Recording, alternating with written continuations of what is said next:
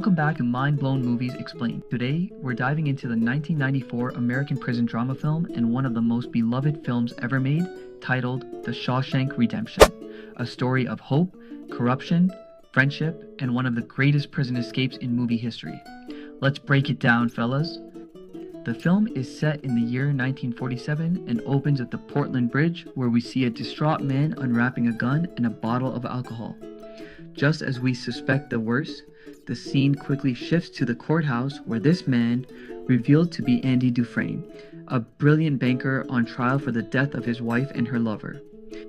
All evidence points towards him, and his own weapon itself that could vindicate him was not found in the river he had supposedly thrown into. At the end of the trail, Andy Dufresne is convicted of murdering his wife and her lover.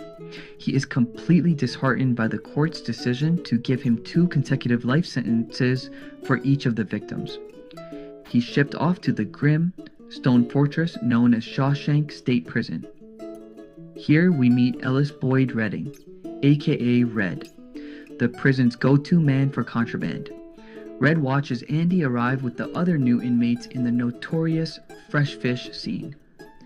Due to his fragile looks, Red places a bet for Andy to be the first to break down and cry, a bet that will soon be seen as a mistake. During the debriefing of the new inmates, the warden Samuel Norton is seen to be a cold, vigorous, but yet religious man who believes in the Bible.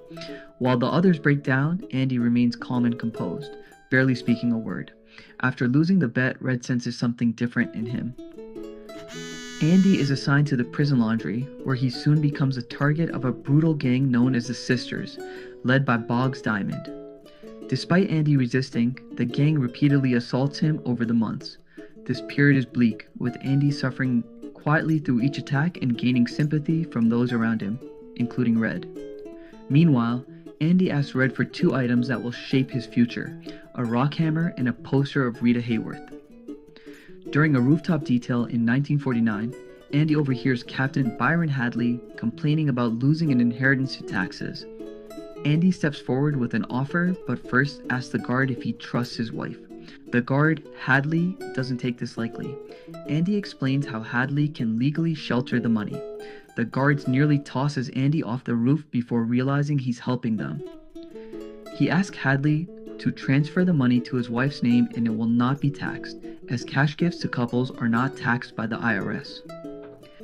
If this works in return, Andy only asks for cold beers for his fellow inmates. This moment earns Andy the respect and protection of the guards. Next time, we see Red and other inmates drinking beer, indicating the plan was successful.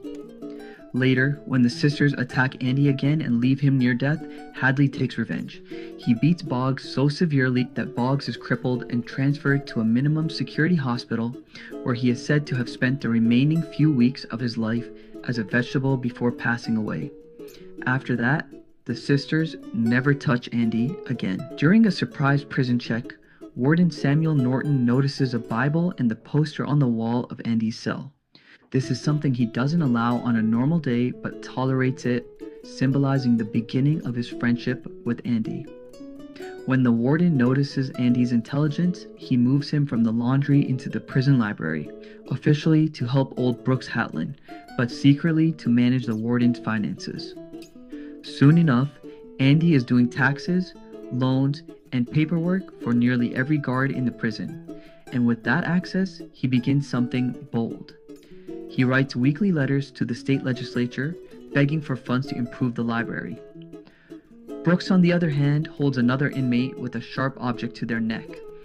The reason being, Brooks is getting released, but is looking for a reason to stay locked up. The prison is all he knows, but Andy talks him into putting down the object. After 50 years inside, Brooks is paroled, but the outside world has changed far too much. Brooks can't adjust, the world moves too fast, the people too strange, and his purpose gone. In one of the film's most heartbreaking moments, he takes his own life, carving "Brooks was here" into the ceiling. All his experience in the outside world is read from a letter amongst the inmates who pay their last respect to Brooks. After years of letters, Andy finally receives a huge donation of books, records, and funding. Among the items is a vinyl recording of the marriage of Figaro. Andy locks the guard's office door and plays the opera over Shawshank's PA system, freezing the entire prison as inmates hear music that feels like freedom, and this is the turning point of the movie. He's punished with solitary confinement, but after he emerges, he tells Red one of the film's core messages. Hope is a good thing, maybe the best of things. If you're enjoying this deep breakdown of the Shawshank Redemption, make sure to hit that subscribe button so you don't miss more detailed movie recaps just like this one. Subscription is totally free, but means the world to us. By 1963, the warden launches a corrupt scheme using prison labor to undercut local businesses. He takes bribes and funnels everything through a fictional identity Andy creates, Randall Stephens. Andy launders all the dirty money and keeps meticulous records, a detail that will pay off later. A young inmate named Tommy Williams joins the prison. Andy builds trust with him and helps him pass his GED. During a conversation, Tommy reveals that a former cellmate confessed to murdering a woman, and her lover details suiting the exact crime Andy was convicted of. Andy finally sees a chance at freedom and tells the warden. But the warden knows his money laundering operation would collapse without Andy. Andy tells him he'll never reveal about the money laundering scheme to anyone outside. But the warden sees this as a threat. So instead of helping him, Norton locks Andy in solitary and orders Hadley to murder Tommy, staging it as an escape attempt. Norton promises Andy that if he refuses to keep laundering the money, he'll destroy the library, end his protection, and transfer him to the worst cell block with the sodomites. After 2 months in solitary, Andy returns gaunt and exhausted, but with a quiet new resolve. He tells Red about a dream. A life in Zihuatanejo, Mexico, a place in the Pacific with blue water and no memory. He also asks Red to keep a promise. When Red gets out, he must locate a volcanic rock buried in a hayfield near Buxton and retrieve whatever Andy hid beneath it. Red grows worried. Andy asks another inmate for a long rope, leading Red to fear Andy plans to end his life. That night, after doing the warden's paperwork, Andy steals the warden's ledgers and notes containing all the secret accounts created in the past years and also gains access to the warden's lifelong earnings. The warden asks him to stay behind and clean his shoes.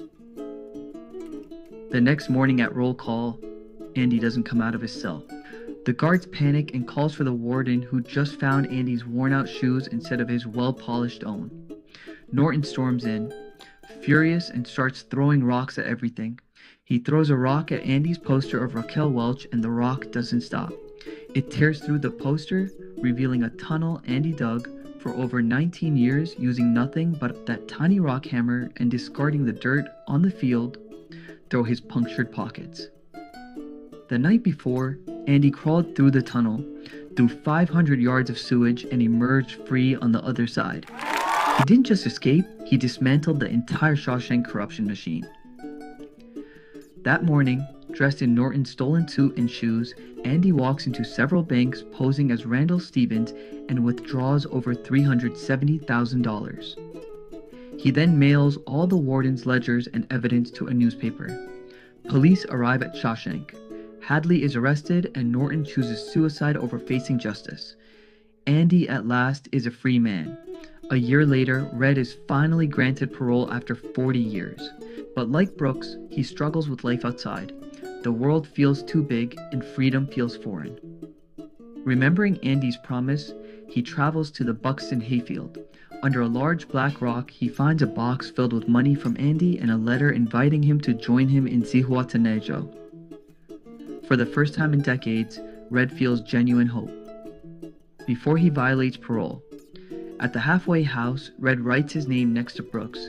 He heads south, crosses into Mexico, and finds Andy repairing an old boat on a bright open beach. The two friends embrace, finally free.